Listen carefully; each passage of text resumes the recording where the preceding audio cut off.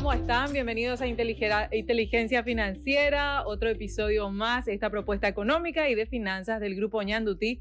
Son las 21:05, la temperatura es de 20 grados. Muchas gracias por acompañarnos. ¿Qué tal, René? ¿Cómo estás? Hola, Claudia, ¿qué tal? Yo ya empecé medio pichado ya. Vos sabés que Ida te y iba vuelta a a la decir charla que con el invitado ya me va subiendo la sangre. Antes de entrar al aire ya te teníamos que contener, René. ¿Qué pasa? No, encima yo vine en modo festivo y acá el invitado me hace chumbar. ¿Qué tal, Arnold? ¿Cómo estás? Buenas noches, Claudia. Buenas noches, René.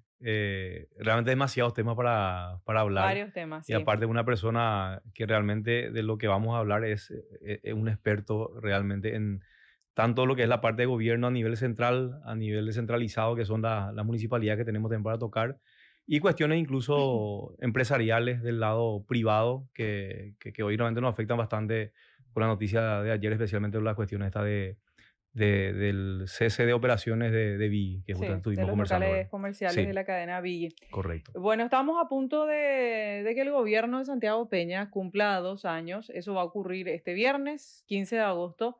Entonces, la motivación que tuvimos es traer a un analista para ir profundizando sobre qué se logró, para no decir que no se logró nada, en qué etapa estamos de aquellas promesas que hizo Santiago Peña al iniciar su gobierno. Y por otro lado, el desgaste político, Sí. la desconfianza que hay en las instituciones, en el manejo, Los probables cambios también que se vienen. sus decisiones. Sí, van a haber cambios, porque Sí, para mí sí, que sí. no van a haber, pero vamos a ir analizando un poquito eso. Y algo puntual que pusimos también como disparadores es lo de la seguridad jurídica, porque realmente tanto se habla del crecimiento económico, de la atracción de inversiones, pero a la par tenemos señales de que falta el fortalecimiento de las diferentes instituciones y lo que tanto se anhela con respecto a la seguridad jurídica. Está con nosotros una persona que estuvo en el Congreso Nacional, hoy es consultor político, está en el sector privado, y yo menciono esto entre paréntesis, una persona muy especial para mi familia, para la familia de Marcelo. ¿Qué tal, Sebastián? Muchas gracias por estar aquí. Gracias, Claudia, por la invitación. Arnold, René, un gusto estar con ustedes. Bueno, se calentó un poco ya la previa. Demasiados temas, ya de repente. No, les suelo ver porque son de los pocos programas que a la hora que yo puedo ver la tele, ¿verdad? Que tocan temas financieros y realmente comparto muchas veces las preocupaciones que tienen, ¿verdad? Porque yo les quiero decir que en el mundo... Yo enseño en la universidad en posgrado principalmente en áreas de gestión política, de gestión pública y gobierno, ¿verdad? Y realmente la visión está muy sesgada. O sea, hay una visión muy sesgada de lo que es la economía, cuál es el rol del Estado, qué debería hacer el Estado y qué no hacer el Estado. Y tengo la suerte de compartir con muchísimos funcionarios que son alumnos de posgrado.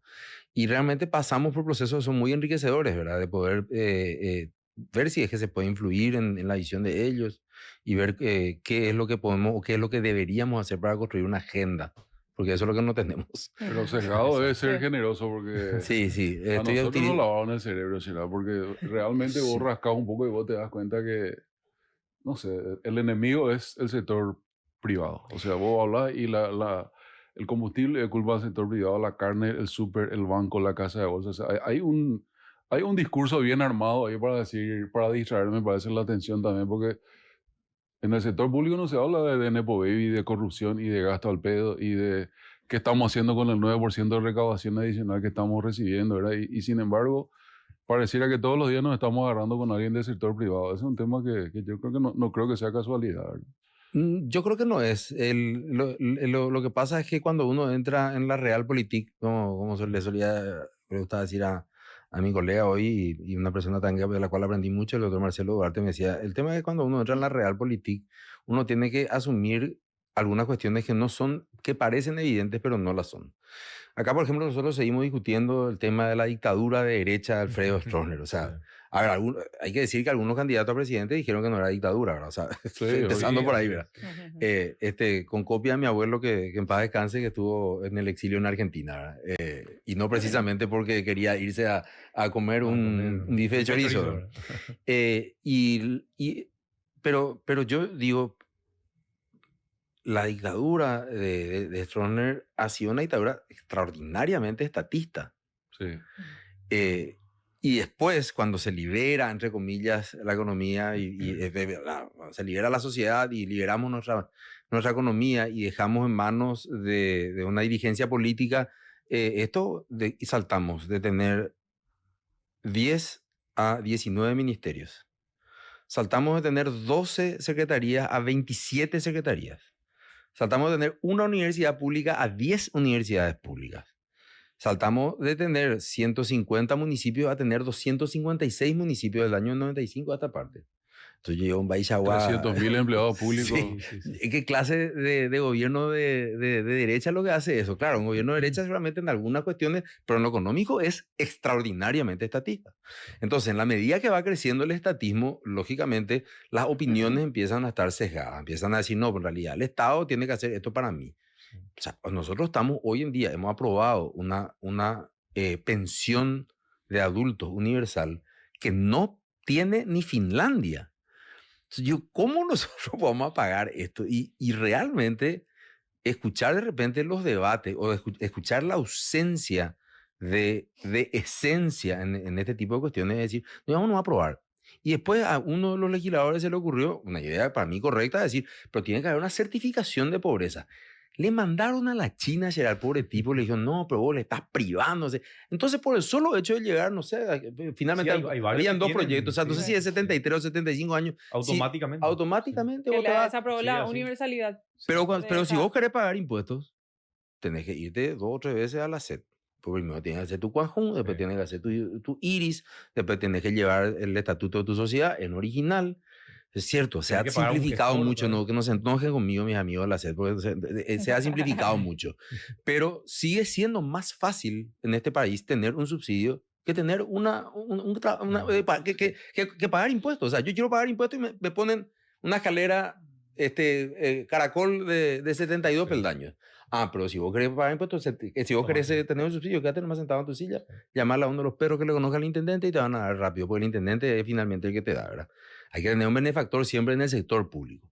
Entonces, no olvidamos nosotros de las revoluciones liberales de finales del siglo XVIII, donde libertad, igualdad, fraternidad por un lado y por otro lado menos Estado, no taxation without representation, como decían los gringos, fueron mucho más pragmáticos. O sea, dijeron, señores, nosotros no queremos más Estado, queremos mucho menos Estado. Bueno, los franceses siempre hacen un poco complicadas las cosas, terminamos con un emperador después. Pero bueno, sacando esa parte complicada siempre de Francia, que siempre son complicados, los americanos fueron bastante más simples, ¿verdad?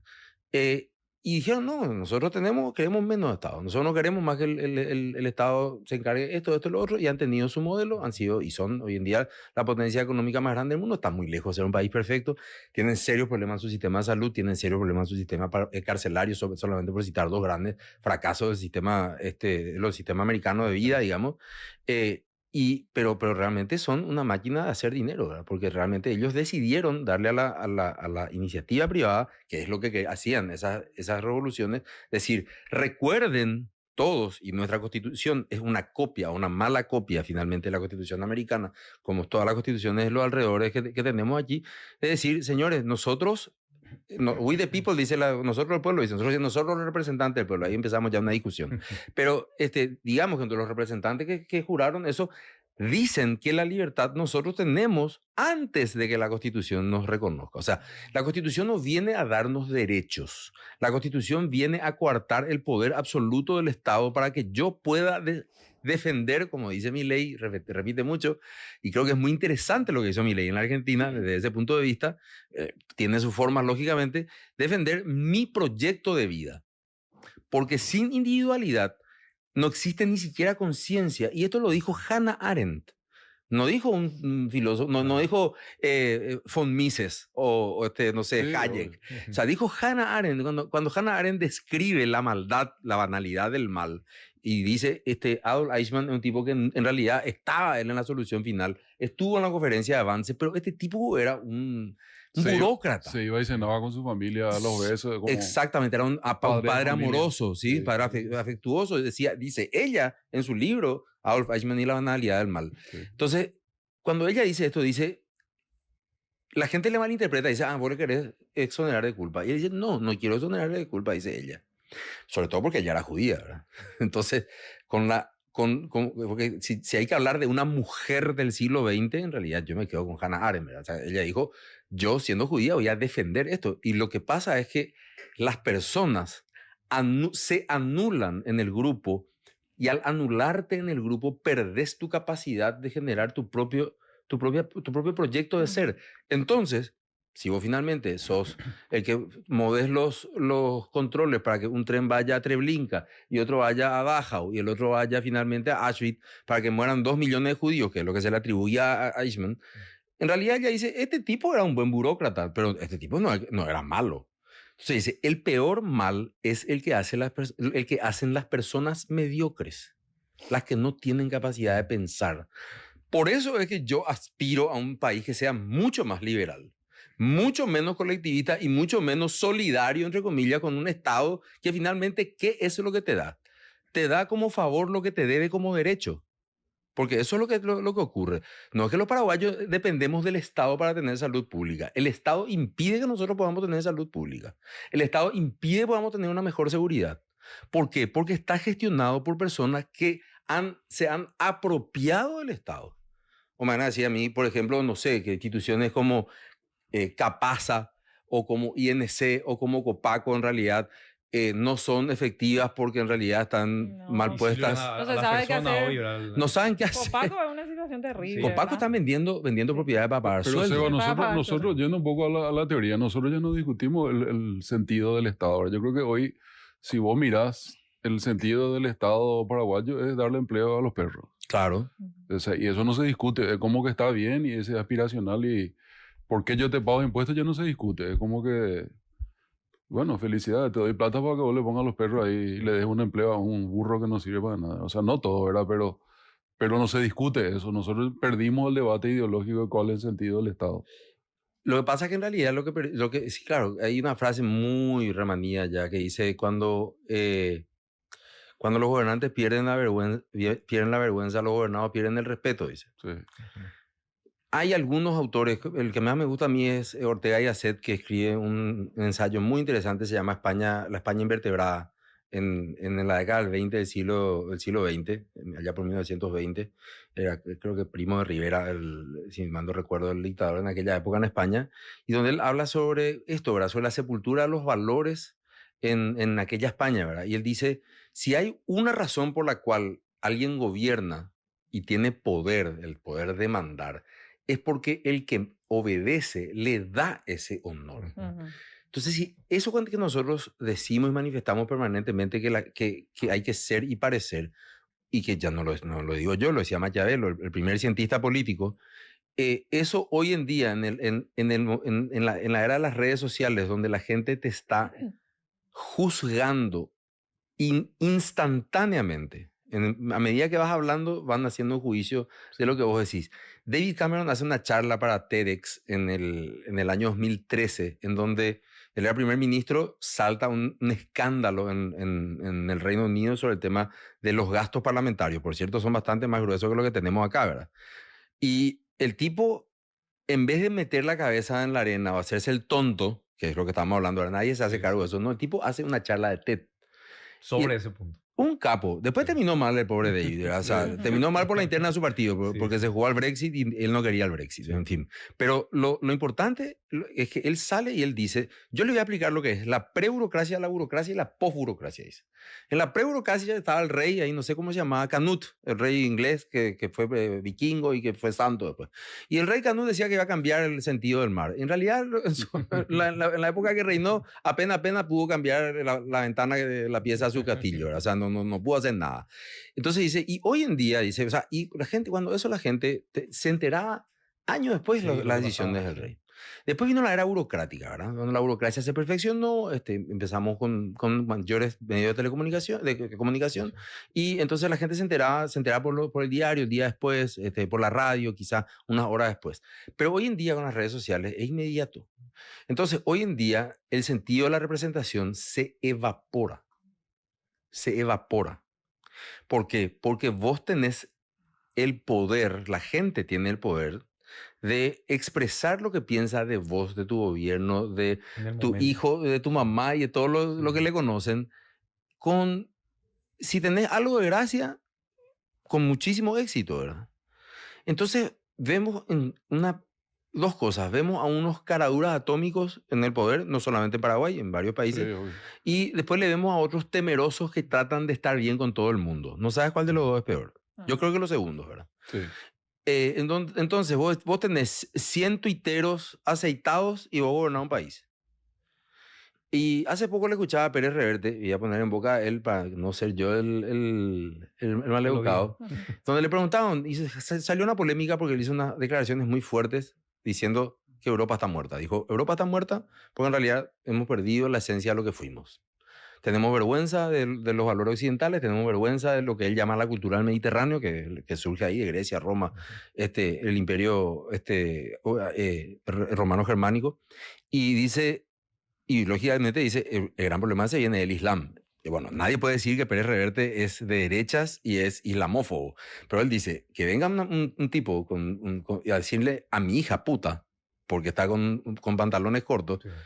Yo no puedo aceptar. O sea, que le diga a su hija si quiere, pero él no puede venir a decirle a mi hija, que es lo que está ocurriendo en Europa, ¿o no? Y a él le criticaron mucho. Y él dice, ¿y te importa? Bueno, y la verdad dice, no puedo evitar que me importe, pero si te pones a pensar, el 80% de los mensajes lo hace la gente mientras está en el water, dice. ¿Sí? Entonces no me puedo yo guiar por lo que la gente dice en redes sociales. Claro, estamos hablando de un tipo que tiene una biblioteca con 32.000 libros, ¿verdad? O sea, no es la media de la población. Pero la media de la población no tiene esa capacidad de poder ver lo mal que hacen los gobiernos las cosas en aras de solucionar el problema de hoy. Porque esa efervescencia horizontal de los tipos que te están gritando acá, hacen que vos salgas y saltes con un proyecto de ley. Este tema de la carne, por ejemplo, que suscitó unas declaraciones que en realidad yo sigo escuchando y me parece que el senador que dijo esto está muy acostumbrado a hablar con otro tipo de prensa, la prensa deportiva, ¿verdad? Es un poco más laxa en cuanto a su... Igual dijo algo sí. en la prensa deportiva que no cayó bien. Sí, que no cayó bien también, ¿verdad? Y le taparon la boca encima después. Nosotros porteños decimos que hay mucho ñereía ahí de por sí. Anda como una racha negativa al pobre senador, ¿verdad? Sí. Pero finalmente él lo que dijo es más o menos lo que dijo aquel doctor González cuando iba a asumir el Ministerio de Salud. Dionisio. No era Dionisio, ¿cómo se llamaba? El que estuvo en el INERAM. Es Felipe González. El tema de los tratamientos. Que dijo, yo voy a entrar, sí. No juró, o sea, le cambiaron. Fue designado, estaba en el equipo. Y sí, pero nadie duda de que lo que dijo es verdad. El Estado paraguayo no tiene recursos suficientes como para poder curar a todos los enfermos. Ahora, el momento en el que decís, la forma que decís te marcan. Bueno, este tema de la carne ya produjo 4 iniciativas legislativas para poder regular el precio de la carne. Sí. Y yo digo, yo prefiero que se maten en el sector privado para fijar el precio de la carne antes de dejar que la clase política defina el precio de la carne. Sí.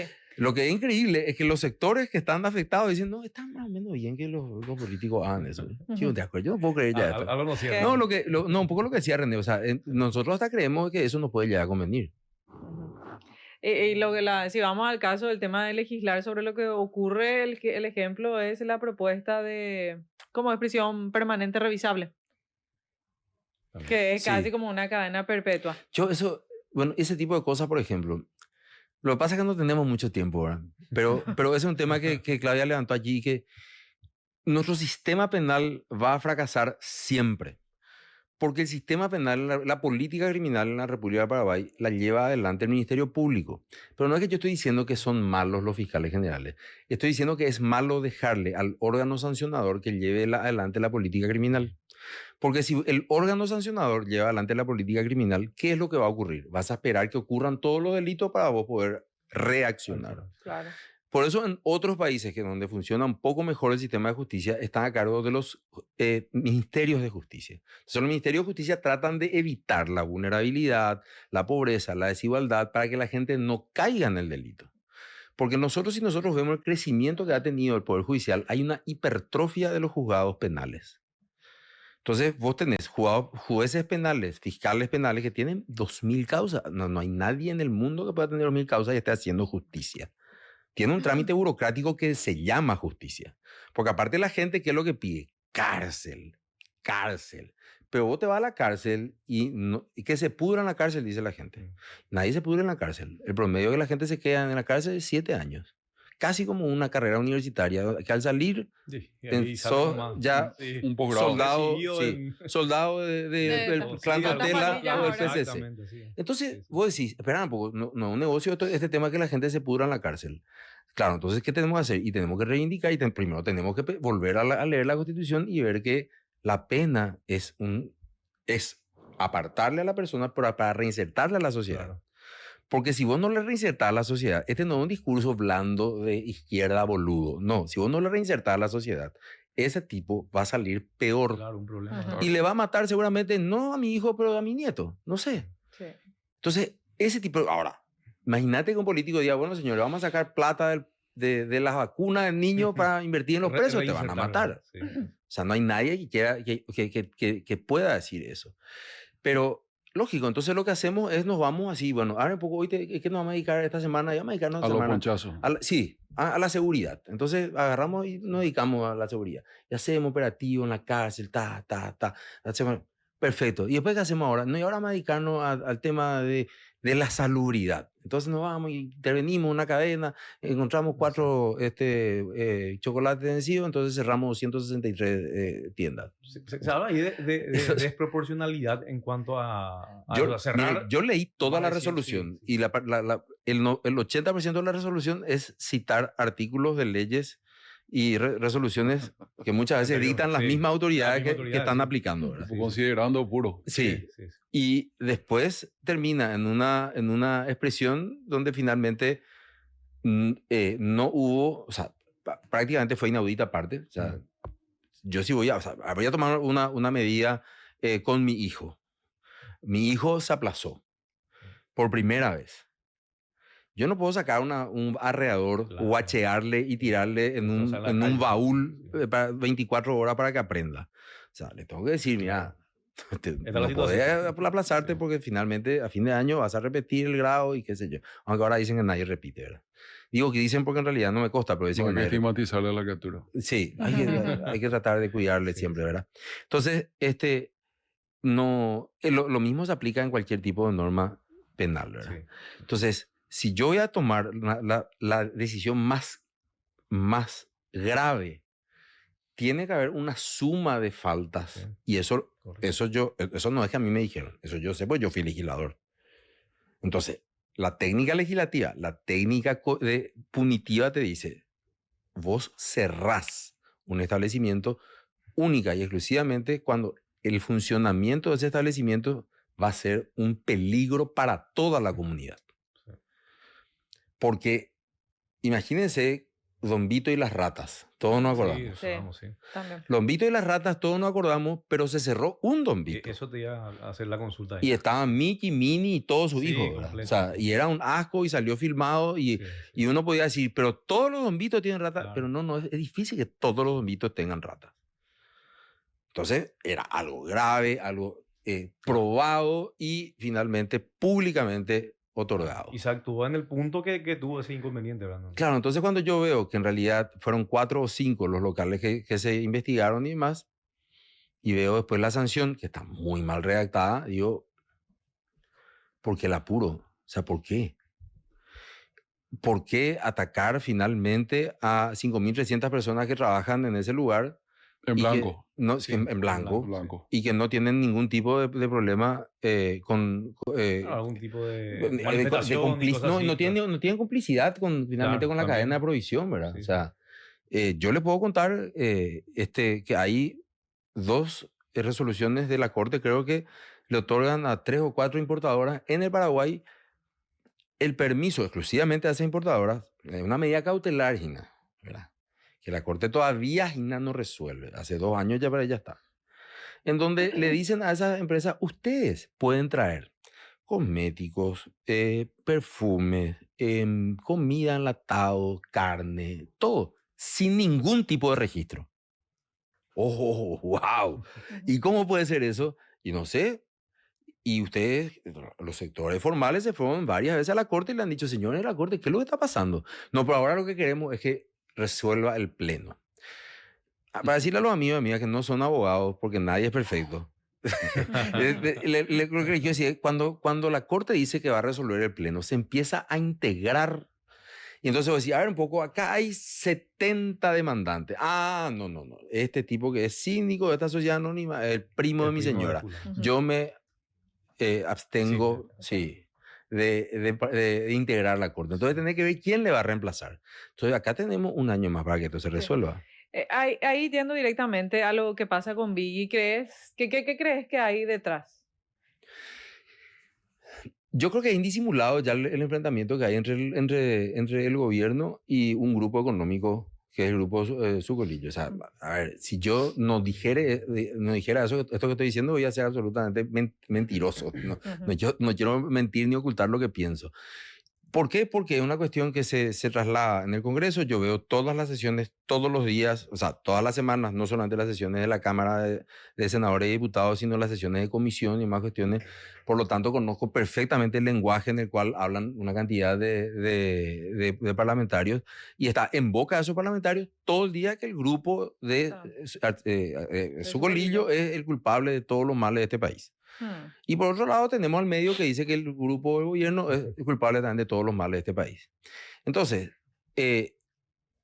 ¿a quién le debemos pedir ecuanimidad entre ambas partes? Pues yo creo que al gobierno. O sea, a ver, voy a ir a Pérez Reverte otra vez, porque ya sabrán de que es mi autor y mi pensador preferido. Hace poco le preguntaban si qué opinaba sobre los políticos. Y él dijo... Él está hablando sobre el tema de la monarquía, porque le dijeron, ¿vos sos monarquista o sos republicano? Porque su abuelo peleó en la guerra civil española. Dice, yo soy republicano, dice. Pero primero soy español, dice el tipo.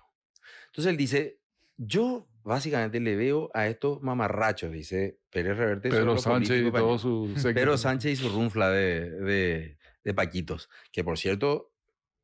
Es más bandido que cualquiera del vecindario, ¿verdad? Siempre digo que le mira eso y Paraguay parece Finlandia. No, están aprendiendo bien lo español. Hay un proceso de contracultura que nosotros le estamos llevando, ¿verdad?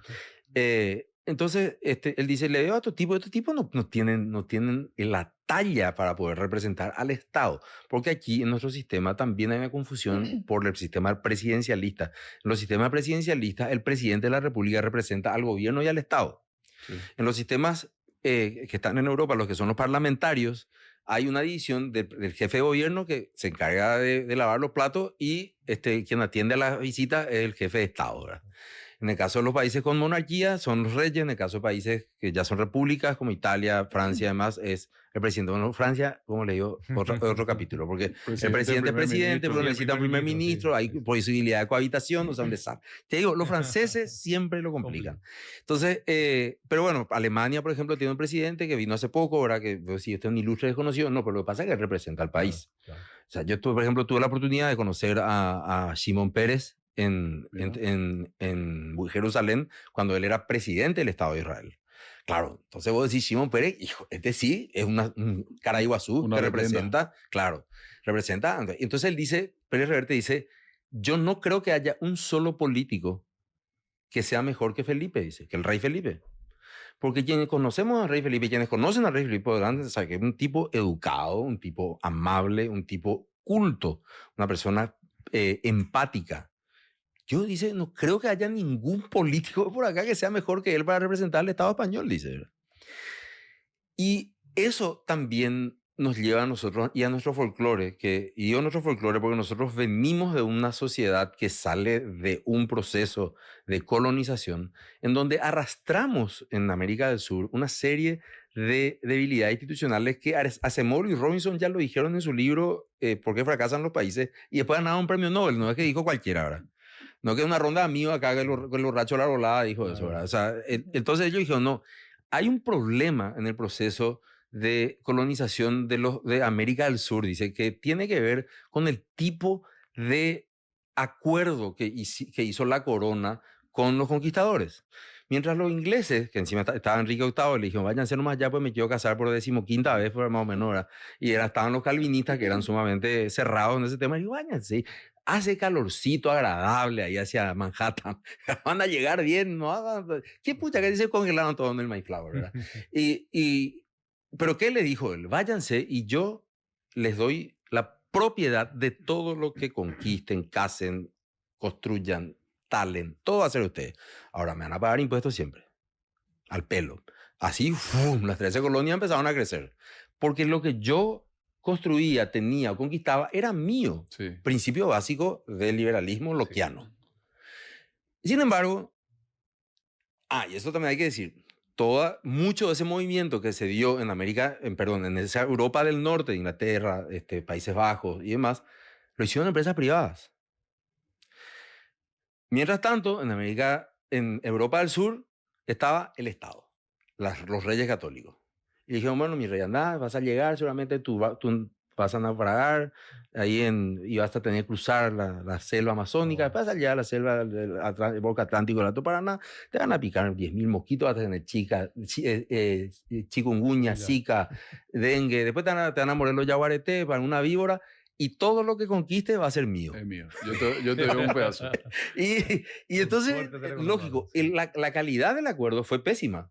Entonces, hay un libro que se llama Normas de Papel, que es un compilado de Ana Catalina Botero Marino, que fue decana de la Facultad de Derecho de la Universidad de los Andes en Colombia, y dice la historia del incumplimiento de las normas en América Latina, se llama. Y dice, o sea, vos le cambiás Colombia y pones Paraguay, y los casos son iguales, o sea, y de hecho hay una frase que yo por lo menos le he escuchado a mi profesor de historia en su momento y a Luis Benítez y a otros decir, bueno, el famoso se cumple pero no se acata.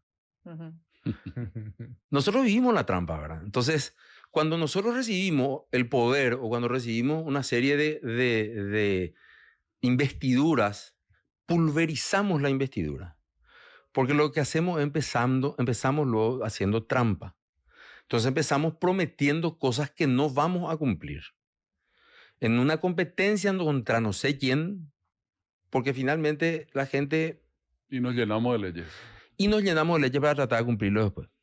Porque aquí tenemos dos tipos también de sector privado. Un sector privado que la rema y paga sus impuestos, ahí me incluyo yo y otros boludos, y otros que ganan plata por ley. Y los que ganan plata por ley son los que están ahí cerca del poder. No importa quién sea. Un pie adentro y un pie afuera. No importa quién sea. No importa. Tuviste a la primera hora y están ahí pescando, a ver si se cae ahí. El que Milei llama a los empresarios. Exactamente. Entonces, ese tipo de cuestiones son las que distorsionan después, no solamente la economía, porque si distorsionaran la economía finalmente no importara. Distorsionan las instituciones públicas para tener que llegar hoy y tener que mirarse entre el sector privado y decir, ¿se vamos a salir o no a protestar contra esta medida? Claro, ¿conviene o no conviene? Pero tampoco, pero ¿ustedes de qué lado están desde acá? O sea, ¿somos todos sector privado o somos todos sector público? Sebo, desde tu periodo 2013, que fue el último, ¿vos viste una entrada fuerte de los narcos, por ejemplo, en la política? Sí, por supuesto que sí. Por supuesto. ¿A qué nivel llegó a entrar eso? Pero miren, o sea, me voy a basar en los hechos. Nosotros tenemos un senador que está procesado por narcotráfico y está todos los días hablando, opina.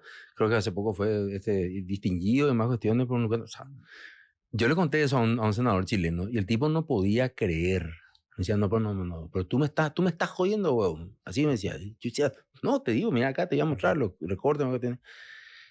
Y claro, ¿por qué digo Chile? Porque está mucho más cerca. Si no hablamos de Finlandia, eso está muy lejos. Sí. Y el tipo me dice, nosotros en nuestro partido, si hay una imputación, nosotros le echamos el partido. Sale. Y el tipo sale porque nadie le puede, no se le tolera eso a la gente. Chile y Uruguay, ¿verdad? Que están ahí las dos puntas y son un poco las excepciones en cuanto a calidad institucional. Pero ficha limpia acá ni se habla. No, ficha limpia ni se habla. Imagínate, no me quedar sin candidato. O sea, el problema es también de un sector privado, y ahí sí hay una colusión de un tipo de sector privado, o sea, de gente del sector privado, que no está muy interesado en tampoco poner plata por los políticos. Yo le voy a decir, o sea, yo, por ejemplo, le pedí plata a mis amigos para hacer política. Entonces la gente dice, no, y sí, te voy a dar ahora, después voy a vender uno de mamante, no sé, bola, nunca llega la plata. Pero entonces después se enojan cuando viene el narcopolítico. Pero yo digo, pero tampoco, los narcopolíticos ni te ofrecen plata. Sí. Vos le agarrás a 10 paraguayos promedio y le ofreces plata. ¿Cuántos te van a decir que no? Uno con suerte. El resto van a agarrar. Para la campaña vas a mantenerte los 5 años como un rey. Y después para que vos, o sea, damas y caballeros, desde el año 2003 que yo aprobé mi primer presupuesto, hasta hoy está presupuestado el radar primario de la DINAC. Hasta hoy no se compra. Ay, sí, qué terrible eso. Pero vamos a dejarnos de joder. O sea, eso nomás lo que yo pido que cambie. O sea, no vaya a decir que vas a luchar ni contra el crimen organizado ni nada. Comprá nomás. Con eso vas a solucionar un gran problema. Te vas a generar otro también. Hay que saber muy bien, ¿verdad? Porque esto es como cuando uno maneja ese tipo de problemas, es que vos apretás el globo por acá, es como ese globo cargado con agua, y boom, te sale por otro lado, ¿verdad? Entonces tenés que ver por dónde te va a saltar. Pero eso vos tenés que saber si te candidatás para presidente de la República. Uno puede llegar a la presidencia de la República y decir, ah, pucha, qué difícil, ya tuvo asunto. O sea, me está jodiendo. Pero entonces, ¿para qué te candidataste? Y estaba nomás en la ONG y más cuestiones y haciendo discursos y más porque da gusto que te aplaudan. A la vuelta tenés que contestar entonces para qué se candidató Santi Peña y cómo está en Sí, el el balance. balance. Mira, El nos balance. quedan Porque Claudia ya 19 está por minutos. cortar. Dios mío, así, qué rápido va. Te está por 19 cortar, Claudia. minutos, sí, y 19 minutos, a todos les voy a acordar. A la vuelta tenemos que ir focalizados en los temas para ir analizando punto por punto lo que es lo que es el gobierno de Santiago Peña. Y antes de ir a la pausa, quiero dar la bienvenida con aplauso, por favor, a Viva Bien, porque nos va a acompañar a partir de hoy y cada miércoles aquí en Inteligencia Financiera. Viva Bien es el único sistema de inversión que te da el poder de elegir tu inmueble según el futuro que proyectas. Solicita más información al 0985 13 13 12, así que damos la bienvenida a Viva Bien. Y por otro lado, en Avalon te asesoramos para que tus inversiones se adapten a tus objetivos con acciones, bonos, CDAs y fondos mutuos que fortalecen tu futuro. Para saber más, seguinos en redes sociales o ingresa a avalon.com.pi. Avalon fortalece tu futuro financiero. Y Apple Pay llegó a Paraguay con Banco Continental, el único banco con el que podés pagar con Visa y Mastercard desde tu iPhone y Apple Watch. Agrega tus tarjetas Continental fácilmente desde Contimóvil. Sos grande, tu banco también. Hacemos una pausa y enseguida volvemos.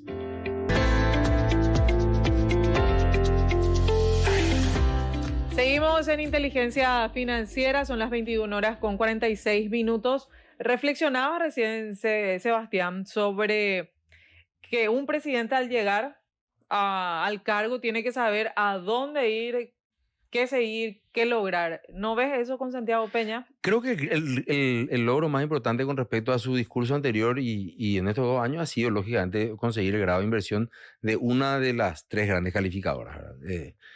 Split decision, dicen algunos analistas en Washington. Estuve yo hablando con ellos, ¿verdad? Sobre cómo veían el futuro de Paraguay. Decisión dividida, ¿verdad? Entonces, todavía faltan que las otras nos den, ¿verdad? Ahora, yo, antes que las otras nos den, me da miedo que perdamos, ¿verdad? Porque medidas como la que se tomó en el día de ayer o de hoy, entre la noche y esta mañana, son absolutamente contraproducentes para la seguridad jurídica. Porque nosotros parece que creemos que a quien le tenés que dar seguridad jurídica es solamente al que viene de afuera. Que por cierto tampoco le das mucha, ¿verdad? Porque finalmente viene y se va a hablar con la ANDE, y la ANDE le dice, si te voy a dar tanta energía, después se corta la luz, la pucha, son problemas reales que tiene hoy la inversión, ¿verdad? Entonces, obvio, para que una persona venga o para que los capitales vengan finalmente, sí, el grado de inversión es un punto importante, pero el otro, las inversiones vienen finalmente así como nuestros amigos y parientes, seguro tenemos nuestra familia, se fueron en su momento a trabajar a España.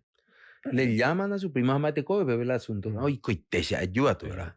Y así se cierra la avenida de una inversión. Antes le llaman a alguien y si tenés este tipo de despelote como los que tenés hoy, entonces, sí, bueno, voy a esperarnos a que pase allí. Pues, yo estoy saliendo acá de Bolivia, donde Evo Morales, si fuese perseguido por la policía, le metieron 4 tiros porque Arce le quería matar. Sí. Y miren allá y están cerrándose, se están peleando 2 grupos económicos. O sea, no se colabora para el bienestar del país.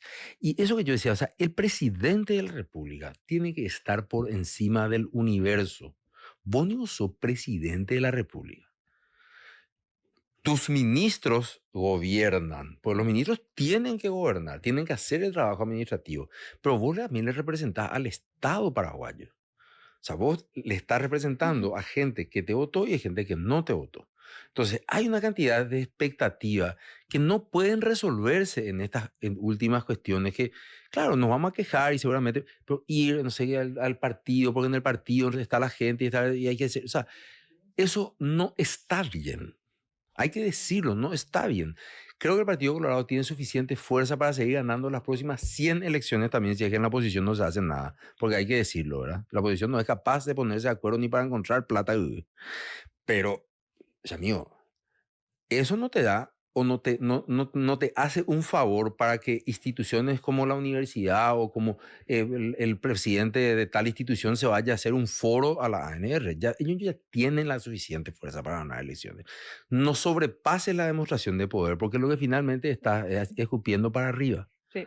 Ahí te quiero interrumpir nomás, Seba, porque analizábamos quién decide esto en caso de que fuera una decisión política, lo de cerrar los 200, ¿cuántos eran locales? 263, ¿verdad? Locales de BID. Y te quiero decir ahí nomás, si es una cuestión política, qué tonta la decisión, porque estás opacando algo muy importante como los Juegos Panamericanos. Entonces ahí lo que yo digo, a la pucha, Peña Pío es el que decide esto, Peña Pío es el que está enojado, o le dicen que haga. El profesor Manuel Alcántara, me dijiste que no le cite más nadie, pero le tengo que citar a él. En su libro La ética política dice, lo peor que hay para un presidente son los alejos. Y los alejos, alguien se llama, no, los alejos, lo que le alejan del poder, de la realidad, perdón, lo que le alejan de la realidad. Los chupamedia. Y eso hay en todos los gobiernos del universo. Si en Marte hay gobierno, en Marte también hay alejos. Entonces, a mí me parece que las personas que le dan alguna voz al presidente no tienen toda la película. Y para mí, la percepción de ese uso del poder para fines políticos o económicos en sentido positivo o económicos en sentido de perjudicar a otro grupo económico, es quizá la peor reminiscencia que tenemos de la participación de gobiernos autoritarios ingresando dentro de la esfera privada. Y eso es un tema que a mí me preocupa, porque el momento donde se da es el Panamericano, que para mí es eso hay que poner entre los otros logros. Se han traído y se están trayendo eventos súper importantes. Sería una necedad no decirlo. Pero si le vas a invitar a tu gente, que ocurrió en aquel gobierno de Carter, donde hiciste la asamblea del BID y quemaste el Congreso esa noche, o sea, no es que la gente se fue muy contenta, ¿verdad? Entonces, no hay que vender fósforo el año que viene esa noche, ¿verdad? Sí. Entonces, yo lo que digo es, hay una... para que el poder no pierda la legitimidad, tiene que respetar el proceso. Porque si con una cadena de un grupo político, económico, con poder político, le hacen esto, al almacén de Ñachina le van a hacer polvo. Y eso no es lo que pienso yo. Eso es el que piensa el que va a venir a poner $2 para tener que abrir un almacén o abrir una fábrica para hacer rueda de bicicleta. Así piensa. El capital es cobarde. ¿Por qué el capital se va a China? Porque la China comunista decidió que la propiedad privada no se toca, paradójicamente. Y le importó al capital finalmente que en realidad no se respeten los derechos humanos en China. No le importó nada. ¿Por qué? Porque el capital...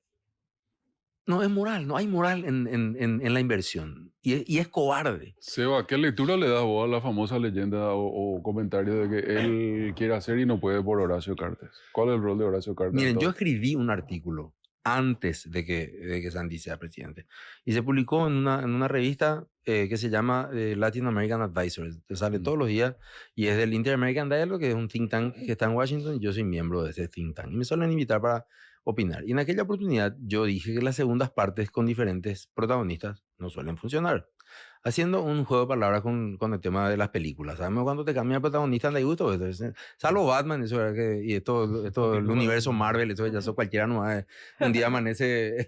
Tom Holland no se está perpetuando, por ejemplo, ahora en ya se va de cine para me retar, entonces, yo lo que digo es lo siguiente. Lo que dije en aquella oportunidad es lo siguiente.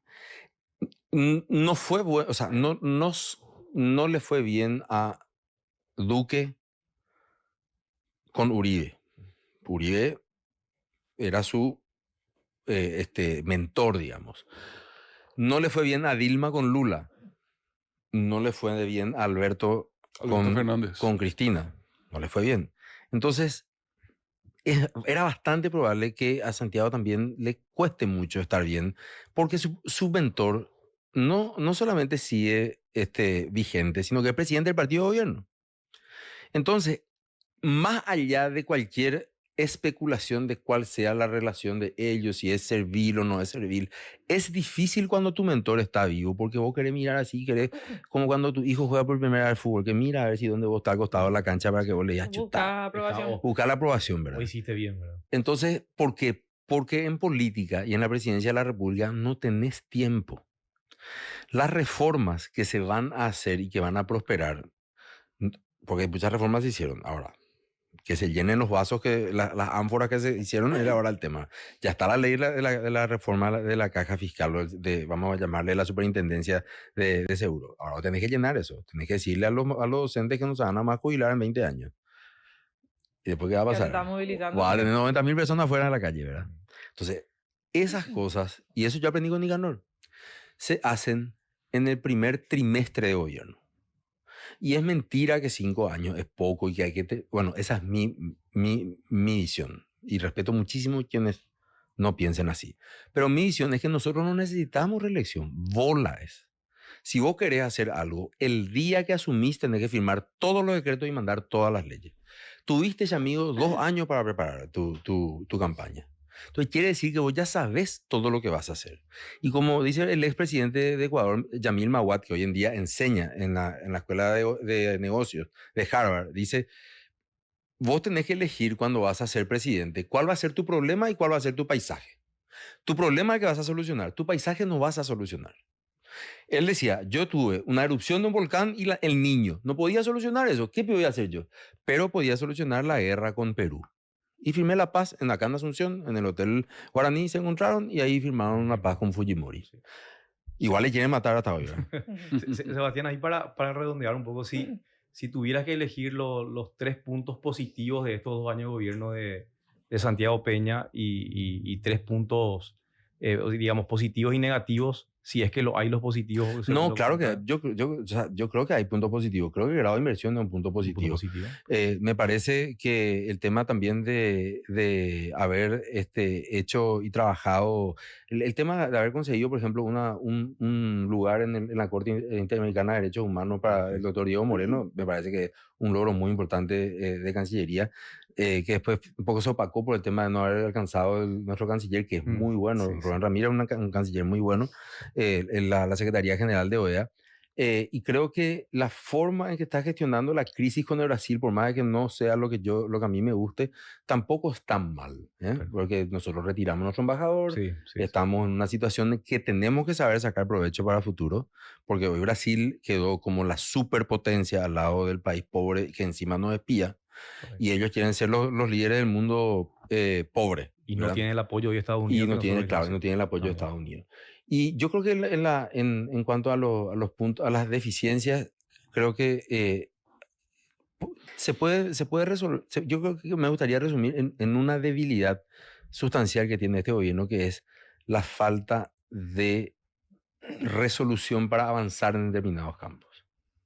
Nosotros necesitamos mayoría. Claro, porque con la mayoría abrumadora que tiene, esto debería pasar muy rápidamente, ¿verdad? O sea, pero no es a nivel de leyes nomás, sino que acá nosotros todavía no vimos obra pública. No lo digo yo, lo dijo el ministro de Economía hace poco, ¿verdad? Le dijo a la ministra, nosotros queremos que vos te muevas y te damos la plata. Entre los que son de Peña, ¿verdad? Que se dice que son los hombres de Peña. Y en esa falta de resolución, Claudia, porque creo que dijiste al aire o no, ya se mezcló, creo que al empezar justamente estábamos hablando sobre los cambios. Yo no creo que ya le cambie a nadie.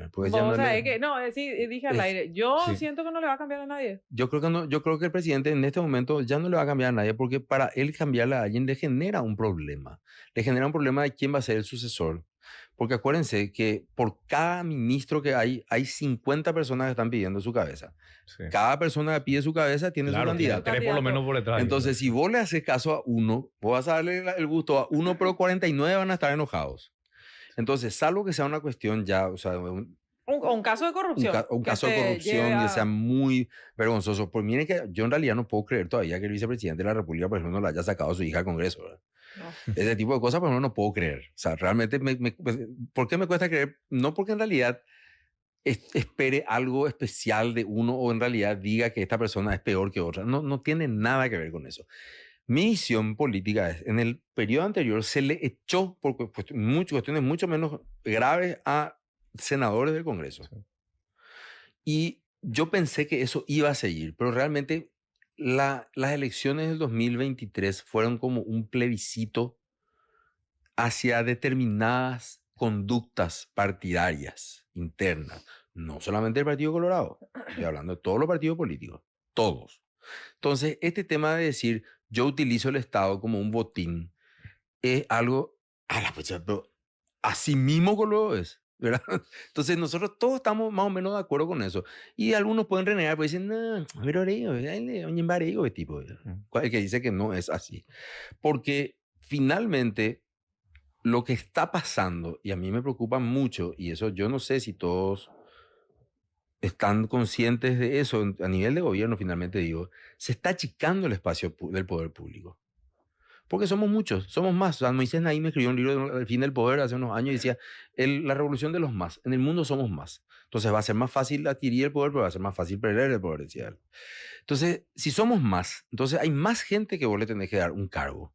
Y ya no hay más plata para darle cargo a esa gente.